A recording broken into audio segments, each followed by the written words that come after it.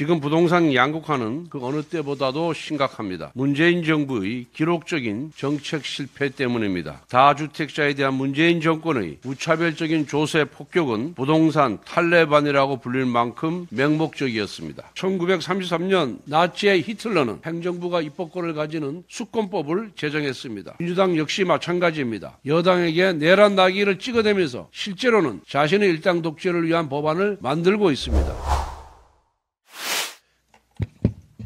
부동산 시장 정상화는 시급한 국정과제 중의 하나입니다. 서울과 지방 간의 부동산 양극화를 해소하는 것이 시급합니다. 인구 축소와 수도권 인구 집중, 지방 소멸 등 시대 변화에 맞는 과감한 정책 변화가 절실합니다. 지금 부동산 양극화는 그 어느 때보다도 심각합니다. 문재인 정부의 기록적인 정책 실패 때문입니다. 종부세율 인상, 양도세, 취득세 중과, 공시가 인상 등 다주택자에 대한 문재인 정권의 무차별적인 조세 폭격은 부동산 탈레반이라고 불릴 만큼 맹목적이었습니다.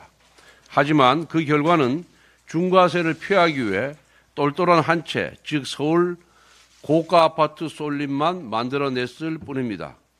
투기와의 전쟁이라는 명목 아래 문재인 정권 5년간 28번 발표된 부동산 정책 실패가 현재의 서울 집값 급등과 지방의 극심한 부동산 침체로 상징되는 부동산 양극화를 낳은 것입니다. 부동산 건설 경기 영향을 크게 받는 지역 경제의 특성상 부동산 침체는 지방에는 사망 선고나 다름없습니다. 이제 부동산 정책도 시대의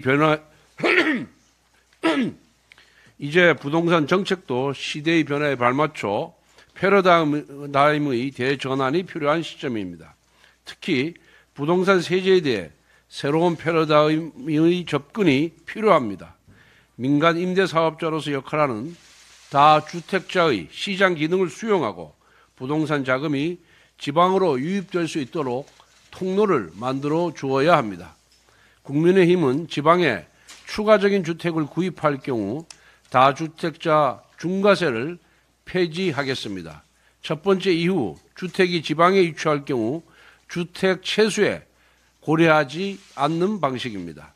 단 이러한 세제 개편이 수도권 주택 가격 상승을 초래하는 역효과를 미연에 방지하기 위해 두 번째부터 보유하는 주택이 수도권일 경우에는 기존 과세 방식을 유지하겠습니다. 이를 통해 현재 똘똘한 한 채로 몰리는 수요를 지방으로 돌리고 수도권 지방 부동산 양극화를 완화할 수 있을 것입니다. 부동산 시장 정상화를 위한 구체적인 제도 개혁 시행 방안은 당정 협의, 여야 협의, 사회적 공론화 등 충분한 논의를 거쳐 합리적 개편 방안을 도출하겠습니다.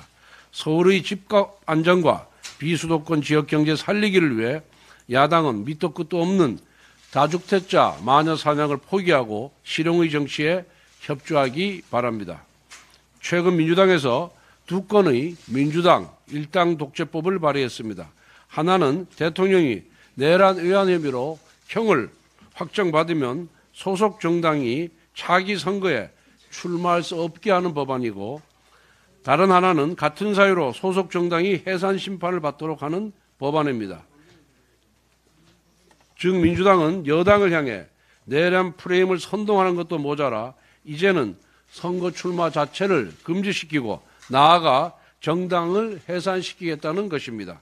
그야말로 최소한의 정치적 견제 세력마저 제거하고 일당 독재를 하겠다는 민주당의 무서운 야욕을 그대로 보여주는 것입니다.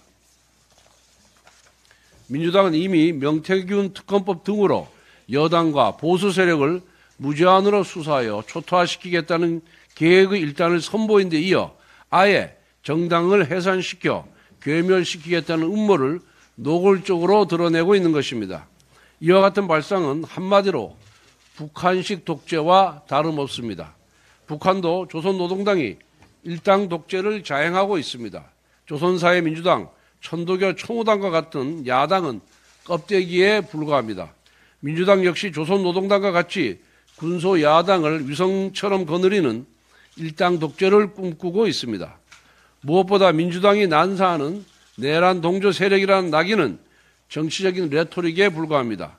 민주당이 정말 계엄이 내란이라고 믿었다면 왜 탄핵 소추안에서 내란죄를 삭제했습니까?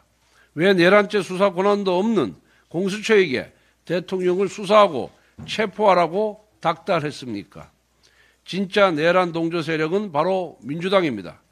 지난 총선에서 내란 선전 혐의로 해산당한 통진당의 후예인 진보당과 선거 연합을 하며 종북주의자들의 의회 진출을 도와주었기 때문입니다.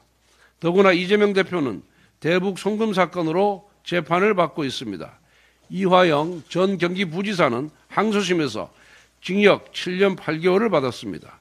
종범인 이화영 전 부지사가 이 정도 형량이라면 주범인 이재명 대표는 과연 어느 정도이겠습니까?